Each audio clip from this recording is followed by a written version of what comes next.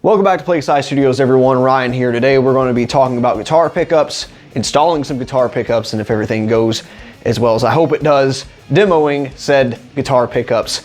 And this video was actually prompted by a user comment that asked, when am I going to be talking about my Randall Thrasher amp head in detail? I've had it for quite a few months at this point. It's an older product, but I do still like to, take retrospective looks on things like that. And I think it would make a good content piece. I just haven't got around to it for a couple of reasons. But one of those reasons, as I stated, was that being the name Thrasher, you kind of have to have a thrash metal guitar to demo it with.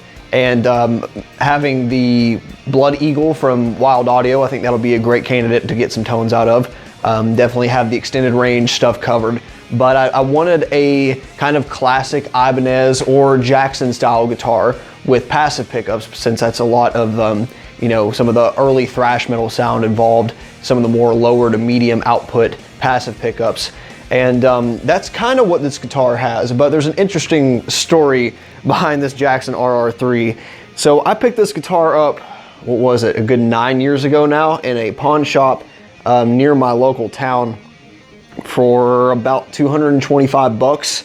It wasn't in amazing shape. So if you look at this lower horn, it was actually dropped, and I had to take off the lower 1/2 inch to 3/4 of an inch and use some amateur woodwork there to attempt to cover it up. That's a common thing with these sort of asymmetrical guitars. They're banged into stuff, they're dropped, and generally chip off some of the corners. It doesn't look too bad, but the rest of the paint job wasn't in great condition when I got the guitar either. It was kind of beaten up gloss black and had a lot of chips and a lot of dings and scratches and that sort of thing. But constructive, as far as the actual build quality and everything, it was fine for an RR3. I actually have a bit of a split going on here, and I don't know if this was, if I've banged this at some point and then the pressure just built up, but I do plan on fixing that as I get on to some other things on this guitar. But then I've repainted it and done a few things here and there. It actually had a different paint job on it at one time, and this is like my pawn shop trash guitar, which is why it has just like high quality spray paint that I used out of a spray gun. It's nothing too fancy, and I never wanted anything too fancy because this again was supposed to be like the I don't give a damn guitar. I just wanted it to sound halfway decent and have a cool story to tell about it. And one of the things I did when I painted it for the second time with this Mjolnir design was that I wanted chrome pickup rings with plain black covered pickups that looked like EMGs. At the time I did this about 5 or 6 years ago, I didn't want to shell out the money for EMGs or any other passive pickups that were covered to match this aesthetic, because I didn't want actives in this guitar. Especially given that I paid only double the price of the guitar that the pickups would cost. And as such, I gambled on these no-name, either Chinese or Indonesian, whatever they are, and they're like a match set, but they're the exact same pickup in the neck and the bridge. And I thought, it probably isn't going to sound, amazing, but it can't be that bad, right? So what you're about to hear is this guitar ran straight through the Randall Thrasher, through a 2-notes captor load box, and into some Fractal Audio cabinet emulation.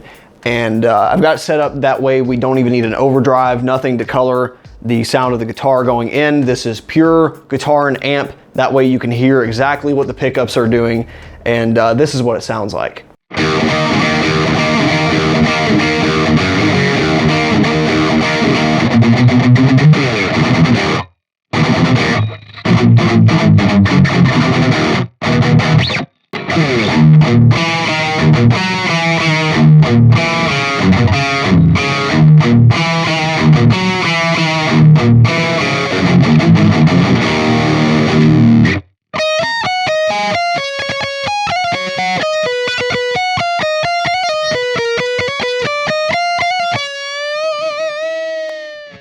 In an isolated environment, these pickups actually don't sound half bad. They kind of got a cool Genty Dimebag Daryl scoop thing going on, which I guess is why I initially really liked the sound going through my solid state Marshalls, because yeah, you need as much as you can get as far as a pre-EQ going into those type of amps to get anything to work in metal genres. But now that I have better equipment and pairing it with my usual Axe-Fx patches and all that stuff, these pickups just kind of sound like, what's the word? Oh yeah, shit. Yeah, that's what I'm looking for. It's like I have two neck pickups or something. It's, I don't know. I guess this was just one of those cheap bets that I lost the gamble on, but I can't complain too much. I did not pay very much for these pickups. The electronics were also salvaged, and they're probably worth more than those are anyway. So what I realized over the past few months is that I've been playing almost every one of my guitars like every week, and it may not be like in equal portions every week, but my 8-string stuff, you know, I'm continuing to write on that every now and again. Definitely play my Blood Eagle all the time, even pick up the Telecaster for country licks and some of the stuff I'm working on with that.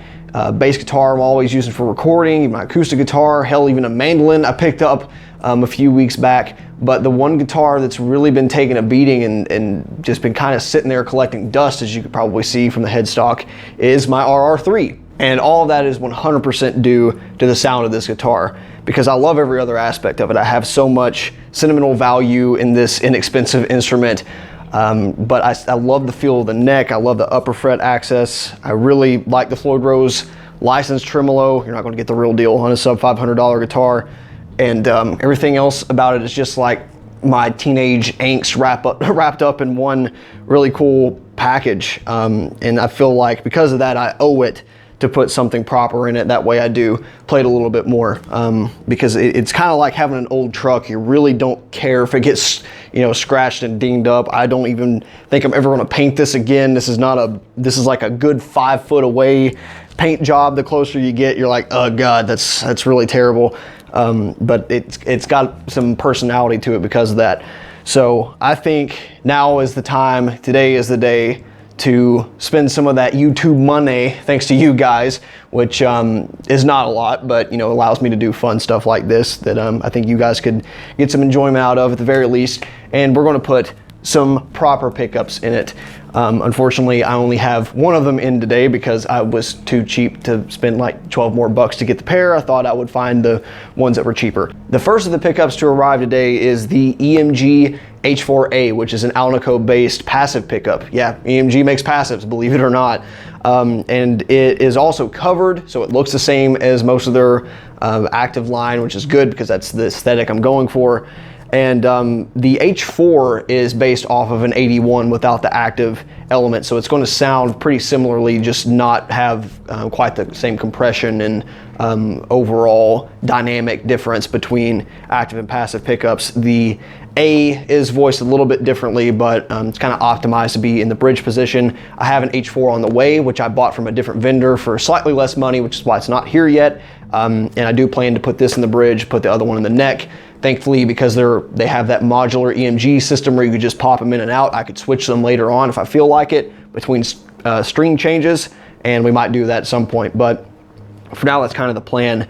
And again, because these have modular systems, this should be a fairly easy swap out after I cut some wires. So that's at least the plan. Contrary to the perception surrounding me for a lot of you people, I actually don't hate active pickups. I like EMGs a lot on certain applications. I've got active pickups on 3 guitars I own, and they sound really good in certain applications with certain, you know, paired with other gear. I just don't think on a lot of extended range models it makes sense to have active pickups when passives could be cheaper, and that's the sound that a lot of people are going for. It's just a whole market thing. But for the 6-string stuff, I really enjoy the voicing of EMGs. I just don't want the active compression and lack of dynamics a lot of the time. And what I'm trying to achieve with these pickups is really that middle ground between passive and actives. I like the sparkling clarity of EMGs, but I'd like to have a little bit more bounce and liveliness to passives that I think will work really well for both classic thrash metal type stuff as well as more modern down tube stuff. So I'm really looking forward to hearing these and see how they pair with my current gear. So I think it's time to start gutting some old hardware, and I'll take the opportunity to make a few more improvements, like fix this little split there in the headstock. I'll probably put some silencing material around the springs of the Floyd, since I haven't done that yet, and make sure everything else is tightened down and as good as it's going to get for a pawn shop find with way too expensive pickups on it for its own good. But hey, you know, it's like that. It's like your first car. You gotta treat her right. So let's get going. Literally the moment I finished filming the last segment, this comes in. So yeah, I've scratched all of that about waiting on the next pickup because it's here. And because for whatever reason, YouTubers just love to do unboxing videos, I'm also going to follow suit and do some unboxing myself. And I personally think unboxings are some of the dumbest low effort content on the website and on the internet in general, though it can be useful for some stuff like electronics. You wonder how it's packed, if it's, you know, going to be shipped safely, and if it includes a certain charger, this, that, and the other. Some things are you know, useful in that category, but a lot of the time it's just like, I got a new toy, I got a new console, here's what it looks like, and that's it. But for this, hopefully this will be a little bit more educational. I'm totally being lazy and not using a lavalier mic either because I don't care. And I'm sure my upstairs neighbors are going to gallivant around like Neanderthals anyway and ruin the audio, so what's the point?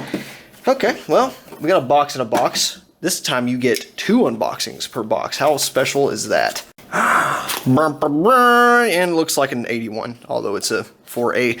So it's funny, like EMGs always look tiny to me until you put them on the guitar. It's like an optical illusion where it's just a flat surface, and we'll try to not drop everything hard. What is that? What? No way it is that hot in here. Jesus. Weather can't decide what it is. I'll just yell over the air conditioning in the meantime. It'll shut off eventually, and I'll just roast to death in here. So, yeah, as I was talking about before, that's the quick connection that all EMGs have, which is pretty cool, even this passive pickup. And that will allow even most doofuses like us put, you know, pickups in guitars fairly easily.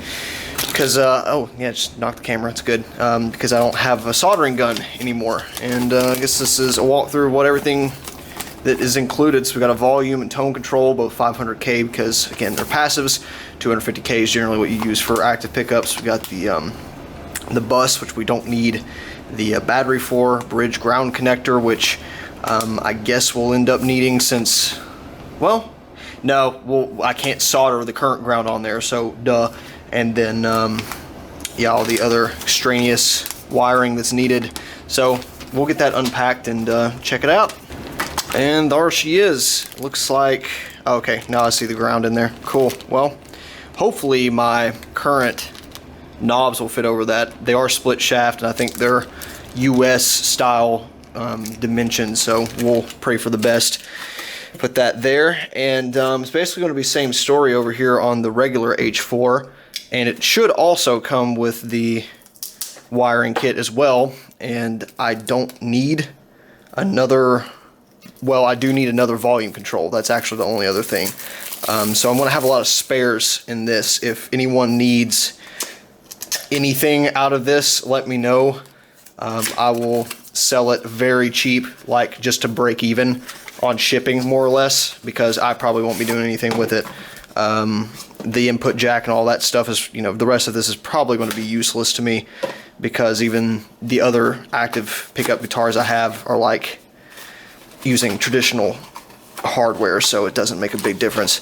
Okay, thankfully they're labeled on the back because they look freaking identical, minus one being gold, one being silver, which may drive my OCD up the wall, but we'll just pretend I don't notice that. Yeah, so in the package, we have yet again this nice EMG sticker. I'll put that on my Jackson case. Should look kind of cool, I guess. And yeah, like I said, I'll be taking another volume pot out of this, and that's it. The rest of it will be put into spare. So again, if anyone needs anything out of it, let me know. I'll be happy to part with it. An interesting bit happened earlier as I was taking the strings off of this guitar. Remember this hairline crack I was talking about yesterday? Not so hairline, as it turns out. Yeah, it's not a super critical break. And I know some of you are thinking like, dude, it literally holds the tuning peg. It's kind of a big deal. But because we got our locking nut here, I can probably just get by with gluing this. Unfortunately, I don't have any wood glue on me, so I'll just go grab some after work tomorrow because I don't really feel like doing it right now. But yeah, we're gonna have to fix that before we restring it and get a better drill in the back. As long as I can get some, you know, as long as I can hold the tension while I'm restringing it, that'll be good enough. I don't think it's super critical since it's pulling this way and not that way. But yeah, that kind of sucks, but hopefully I'll be able to putty it in and it won't be too noticeable after that. And stuff like that is just the things you got to come to expect out of secondhand instruments from sketchy pawn shops. So, you know, it's part of the fun to me. If you don't find that kind of stuff fun, then don't bother, would be my advice. Just look on Craigslist, get something that's like halfway in good shape and roll from there. So I'll just start by taking literally everything off, pick up rings, the main cavity here, and see what kind of shape we're in. Of course, I have to gut the input jack as well. The other side of the Floyd, back in the springs area, is where the ground currently is. So I'm interested to see how that system's going to work out. I need a better setup for doing this kind of stuff. I'm either like blocking my own light all the time or in super awkward positions that cannot be good for my shoulder blades. So is the struggle of a no budget content creator, but first world problems. Come on, man. Almost there. There we go. Okay. Now we're getting somewhere. It surprises me these were even like, you know, sealed on the back. Let's see. Bridge pickups. Bridge pickups HMV ROHS compliant. I don't know what ROHS is. I'm going to try to save the length as much as I can, and you know, just in case. I don't want to put this on literally anything else I own currently, but emergency pickups, or maybe someone will find that sound useful. Hey, if you want them, let me know. You know, you could say in 10 years when literally no one remembers this channel and YouTube's dead because they've driven ad revenue into the ground, that you own some crappy Chinese pickups from a D-list metal YouTuber. How cool would that be? Okay, pickup ring number 2 is off. Let me see if this even says... Oh, wow. Wow, they did not have much room to work with. I applaud the technician who put this in. I know his name, but I'm going to call him out. Neck pickup. Yep, it says neck. That's funny. It sure sounds like they're both the exact same pickup, because that this back one's just very honky. Funny thing about these rings is that they're curved and they're angled, which means they're probably made for a Gibson guitar. But I couldn't find just flat pickup rings made for this.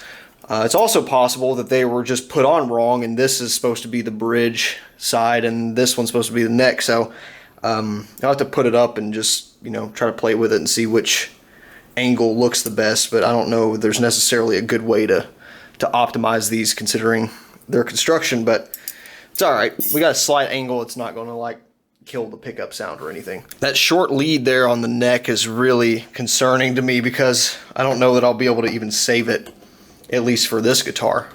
There are probably, you know, plenty of other guitars that have the volume tone controls closer that wouldn't be quite as big of a deal.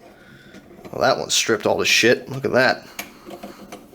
Very nice. Well, it's holding on by hopes and dreams, basically. Let's see what we got going on. Oh no, we got room. It's okay. I thought it was black. That's why I couldn't see it. It's just my garbage paint job that left it in that scenario. So yeah, we got plenty of room. I'll just I'll trim them as close to the ends as I can on both of these, and leave the rest of the harness alone because otherwise it's in really good shape. And I can't find my adjustable wrench right off the bat, and the battery's dying, so we'll see if I can get lucky with a ratchet set here. Come on, please. It's probably... Is this... What do I have? I have metric. These are English. I know these are English because Imperial is stupid. Nope. Ain't it. That ain't it. Don't know why I even tried. I knew that wasn't it. Shit. I have literally everything except it, don't I? It's bigger than 7/16. Do I have a half? Why don't I have a half in my hand? It's obviously bigger than a 3/8 if it's bigger than a 7/16. Oh, 9/16. Nope, it's a half exactly. Sweet. Even better, I actually found the wrench. My toolbox is a freaking wreck right now, so I don't feel like trying to straighten that mid-video. I'm running out of space for hardware. Should have got a bowl or something for this. But, you know, it's fine. Ta-da! And then, basically the only thing out of that we'll have to save is the switch. So we'll get that out as neatly as we can. And yeah, I think the rest is good because that's the jack there. Before I rip all that out though, I'm going to see exactly how much length we have to work with, because this may be, we might have to rig some of it to get it to reach. But I think I can go ahead and take out these pickups, clean up the space a little bit. I'm just going to lop them off right at the source. Boop. And boop. Alright. And there's the bridge out, which, again, I've kind of don't believe it's a real bridge, but whatever. So, it's done. And number 2, and again, if for whatever reason you like the sound of those and you want them, please just reach out. I will give them to a good home for shipping. And yeah, I think this is the part we should probably look at what's in the package in detail and refer to our El Manual one more time, and then we'll make a game plan from there. Okay, according to the directions, install the pickups, route the pickup cables to the control cavity. That will be easy after we figure out what to do with the output there. Mount the volume tone controls in the body. That'll be easy as well. Already have those segregated. Plug both pickup cables to the pickup bus, which I have out. Bridge to bridge, neck to neck. Plug a coax cable from the pickup bus to the master volume control as shown. Easy peasy. Strip the insulation from the switch wires. Uh-oh, got some insulation stripping. We're getting serious now.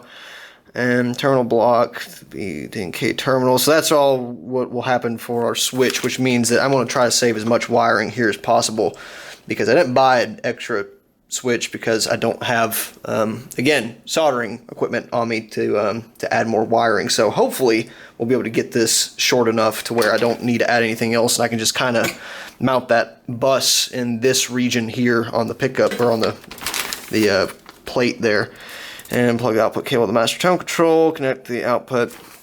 Oh, I don't want master tone. I want tone, volume tone. May not be doable on this, which is fine. I'm used to one volume control on every guitar I own, minus Gibson's anyway, which may mean we just keep a dummy pot there, which may mean we don't even have to open this up. So wait till the end of the video and I'll let you know whether that's intact or not. Really, I just got to decide, do I want to look up how to do it, or do I even care? Well, I can't do it because there's only, yeah, the bus is only so big. So it's got to be 2 and 2, right? I wonder how they do it on Les Pauls. It's probably a pretty easy answer. They probably solder shit to make it work. So that's fine. I mean, in fact, I might still have a dummy, like a crap pot that I'm not using, and I could just throw it in there and make it, you know, just make it do what I want it to aesthetically.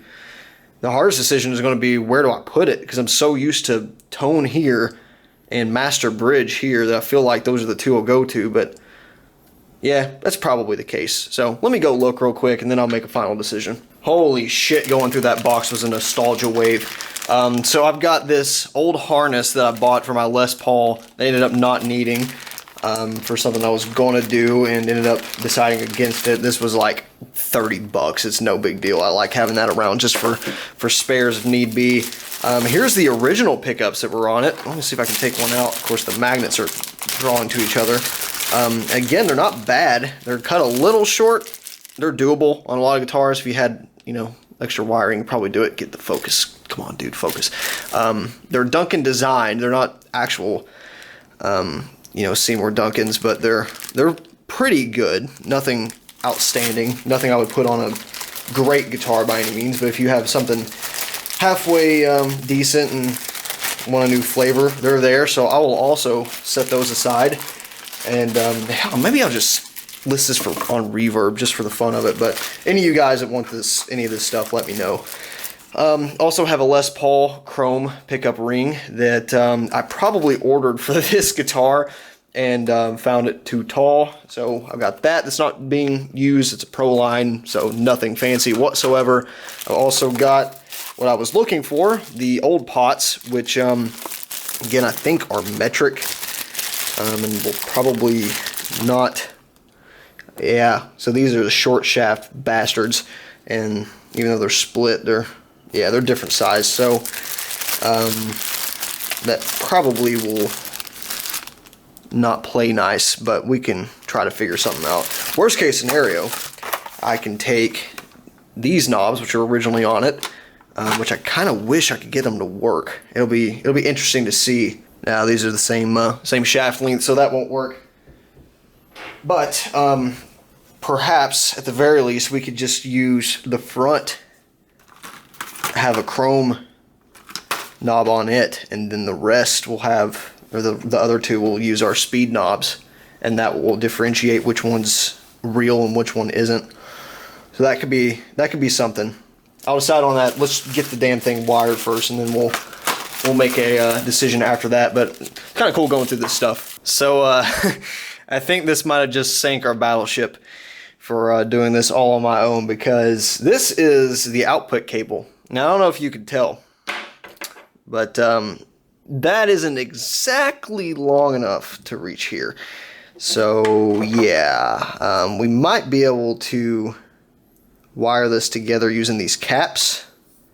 I'm going to attempt it because I really don't have much of a choice otherwise on these ends here, and just use the jack that's in there. So we'll try it, and worst case scenario, I'll take it to the local shop and have them solder it in like 5 minutes. Not a big deal. I would do it my damn self.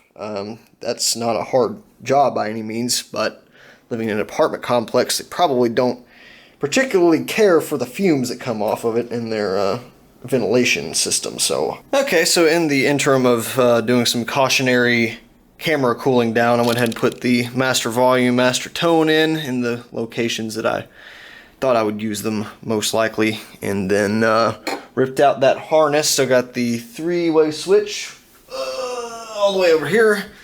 I did keep the output jack in the correct location, and I'm just going to attempt to butcher that output cable that comes with the pickups and see if I can just wire it together and call it a day.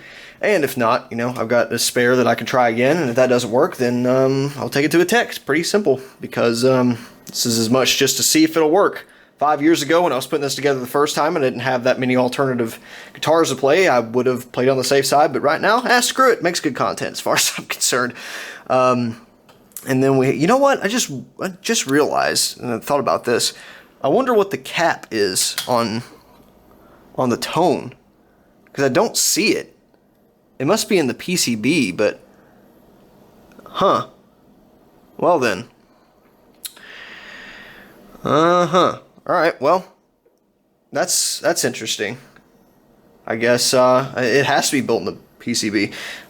For you guys that don't know what I'm talking about the capacitor that is always on the tone controls, and it's just like not there on the PCB, which is interesting. So yeah, I'm going to try to salvage that as much as I can, and then I think I'll go ahead and snip this 3-way switch off on all of its connections, and once again hope for the best. I've got a spare to play with, fortunately, but I don't think I have any leads coming off of it. Done and done. I hate doing that because it's a good wiring job, but times are changing for this guitar, and we got to do it. Do not have a lot to work with on this one. We'll try to make it work though. Wow, we are going to be constrained for space, so even if I put that, yeah, that's going to be close. I'm going to try my damnedest though.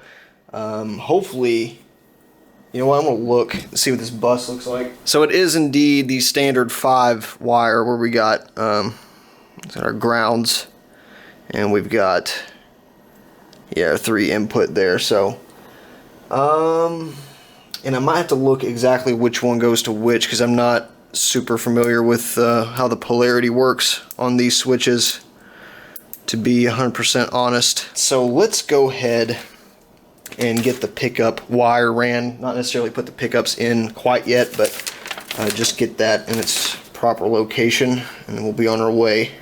You know what I didn't even think about? I knew this cavity would be a fairly good size, but with that wire, it's kind of impossible to get this through. On this one, it's impossible to get through with anything on there. So yeah, one of 2 things we're going to have to do here. We're going to have to either disassemble this wire and put it back together, which I don't particularly want to do on this crimped head, or we drill the shit out, which is looking like what we're going to have to do. So this is going to put a little bit of a damper on the pace of the project. Let me look through my drill bits, see what we have. That's pretty good. Main thing is I just do not want to come up over the surface. That's the main thing. And it's actually not a huge deal up until about that point anyway, but let me see what kind of size we're working with. That would probably get us. That would probably get us there. Ah, shit. Do I want to do this right now? I feel like there's no better time. No better time than the present. It's coming. What I'm afraid of is I won't be able to go all the way. Going in that direction is going to be an absolute bitch. That's about what I figured. That's the only angle I'm going to be able to get here. Oh, wow. Yeah, that neck might have to come off even to get that far. Man, this blows. All right, well, this one I'm not terribly concerned about. Let's see if we can... Let's make sure our process works in the first place, and then we'll worry about the second one. The bridge is more important anyway.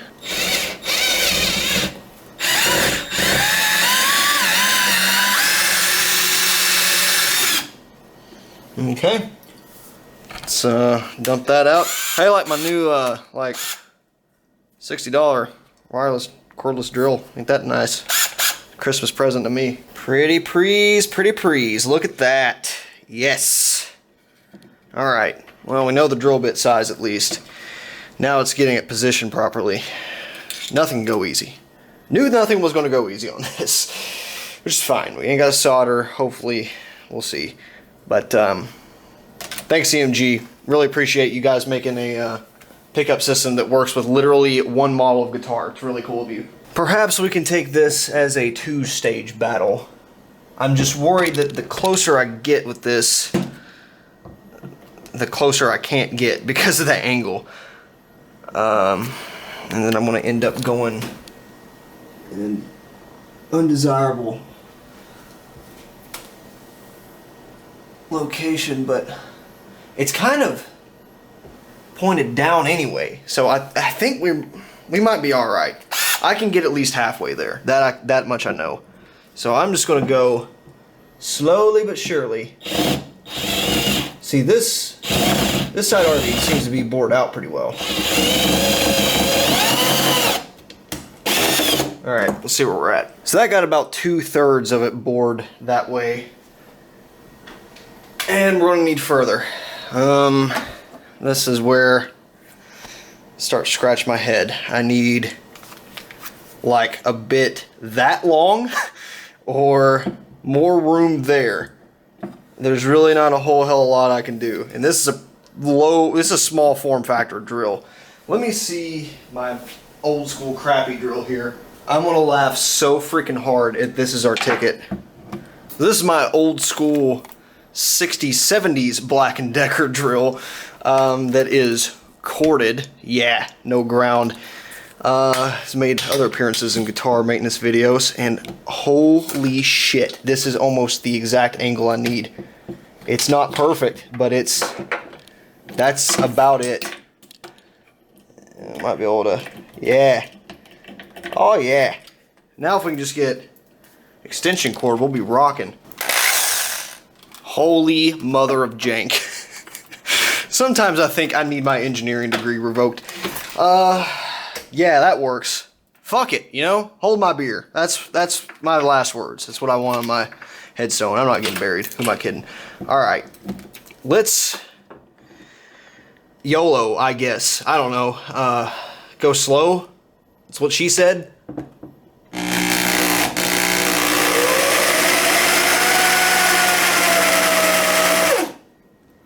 And close to the other side yet.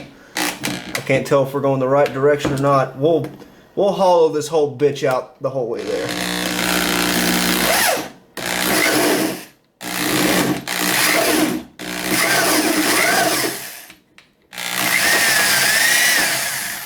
So the camera is about to die, and we got about a combined 3/4 of the way there.